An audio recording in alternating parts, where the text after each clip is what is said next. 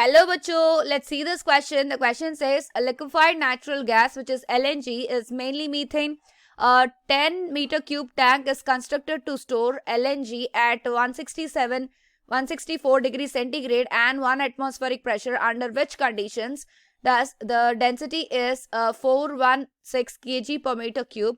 The volume in meter cube of a storage tank capable of holding the same mass of LNG as a gas at 27 degrees centigrade and 1.642 atmospheric pressure is. तो हमें बतानी है volume इस condition की.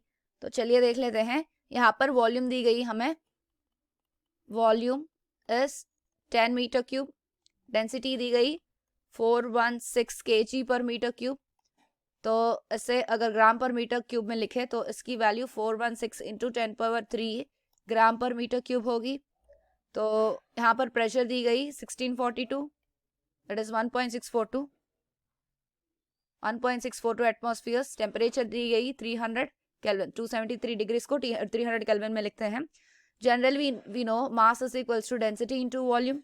तो यहाँ पर density 416 into 10⁻³ into volume 10 cube into volume कितनी दी गई यहाँ पर 10.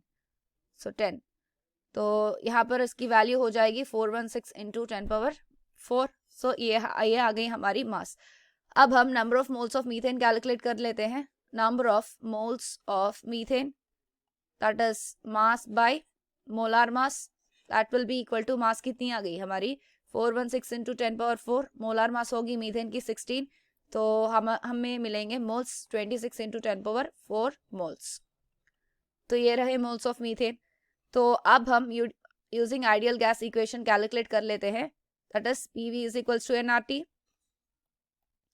तो V is equals to nRT by P, क्योंकि हमें वॉल्यूम कैलकुलेट करनी है. यहाँ पर वैल्यू सब्स्टिट्यूट कर लेते हैं. 26 इंटू 10⁻⁴ इंटू R की वैल्यू 0.0821 इंटू यहाँ पर टेम्परेचर 300 बाय प्रेशर कितनी दी गई 1.642.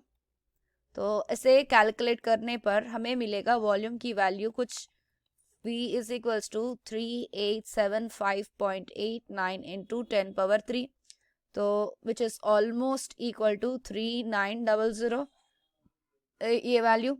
तो हम लिख सकते हैं V is equals to 39 into 10⁻⁵. तो लीटर्स. तो ये होगी हमारी final volume. In metre cube में लिखने बोले थे. सो इंटू 10⁻⁵ मीटर क्यूब होगी ये. Sorry, this is meter cube. I hope you understand it well. All the best.